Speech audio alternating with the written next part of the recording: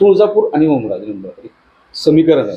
नाही, मला वाटतं तुळजापूर आणि हिंदुहृदय सम्राट शिवसेना प्रमुख बाळासाहेब ठाकरे हे समीकरण आहे. कारण बाळासाहेबांना नेहमी पहिल्यापासून वाटायचं की बाबा इथला आमदार त्या ठिकाणी व्हावा. मला वाटतं ही भावना आहे. आता महाविकास आघाडीच्या माध्यमातून आम्ही सगळी एकत्र आहे. मला वाटतं बाळासाहेबांचं ते स्वप्न महाविकास आघाडीच्या माध्यमातून का होणार, पण ते पूर्ण करण्याच्या दृष्टीनं निश्चित हो बिलकुल ताकदीनं पूर्ण करण्यासाठी. कारण आपण लक्षात घ्या आता ह्या वेळेसच सुद्धा मी फॉर्म भरला 16 तारखेला, त्या दिवशी मंगळवार होता. आई तुळजाभवानीचा आशीर्वाद घेऊनच मी फॉर्म भरला. ज्या दिवशी मतदान झालं त्या दिवशी पण मंगळवारच होता आणि ज्या दिवशी मतमोजणी झाली त्या दिवशी पण मंगळवारच होता. मला वाटतं आई तुळजाभवानीचा आशीर्वाद होता आणि आई तुळजाभवानीचा आशीर्वाद हा नेहमी सत्याच्या बाजूनं, योग्य माणसाच्या बाजूनं, नीतिमत्तेच्या बाजूनं राहत असतो. तो दिसलाय आणि त्याच्यामुळं आई तुळजाभवानीच्याच आशीर्वादानं निश्चितपणे बाळासाहेबांचं ते स्वप्न पूर्ण करण्यासाठी महाविकास आघाडीच्या माध्यमातून आम्ही जीवाचं रान करू.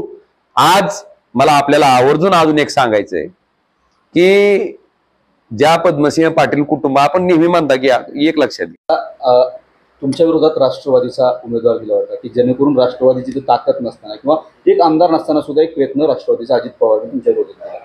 पराभूत झालेत. आज तुमची भावना काय? अजित पवारांचे आमदार पुन्हा शरद पवारांच्या संपर्कात आहेत, त्यासाठी पॅचअप करण्याचा प्रयत्न अजित पवारांकडून चालू आहे. मला वाटतंय ज्या शरदचंद्रजी पवार साहेबांनी राष्ट्रवादी काँग्रेस पक्षाची स्थापना केली आणि ही स्थापना केल्याच्या नंतर त्यांच्या नेतृत्वाखाली काम करणाऱ्या मंडळींनी अचानकच असं वाटू लागलं की आता आपण फार मोठे झालो.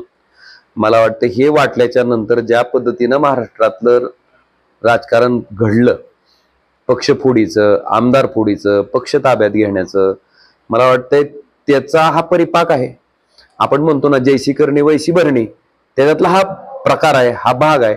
त्याच्यामुळं आता लक्षात आलं असेल की बाबा अशा पद्धतीनं लोकांना गृहीत धरून जर आपण काही करत असलो, स्वतःला ईडीच्या चौकशीतून वाचण्यासाठी, घोटाळ्याच्या चौकशीतून वाचण्यासाठी, तर लोकांना ते कधीही स्वीकार्य होत नाही.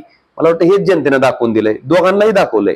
ज्यांनी करायला भाग पाडलं त्यांनाही आणि ज्यांनी केलं त्यांनाही. दादा शेवटचा प्रश्न आहे, आता ज्यांनी पक्ष फोडले, ज्यांच्यावरती आरोप होता देवेंद्र फडणवीस, तेच असं म्हणतात की मला याच्यातून मुक्त करा, जबाबदारी देऊन मला पक्षीय संघटनेत काय बघता? कसं असते, देवाचा आवाज सगळ्यात मोठा असतो. देवाच्या काठीचा आवाज. मला वाटतं काठीचा आवाज आता निघायला लागलाय. तुम्ही तुमच्या जीवनात जे करचाल ते तुम्हाला भोगायला येते. तुम्ही चांगलं केलं चांगलं तुम्हाला येईल, वाईट केलं तर तुम्हाला ते परमेश्वर भोगायला लावल्याशिवाय सोडत नाही. आणि महाराष्ट्रात झालेलं राजकारण सामान्य जनतेनं बघितलंय. मला वाटतंय नियतीचा भाग आहे. दादा चारी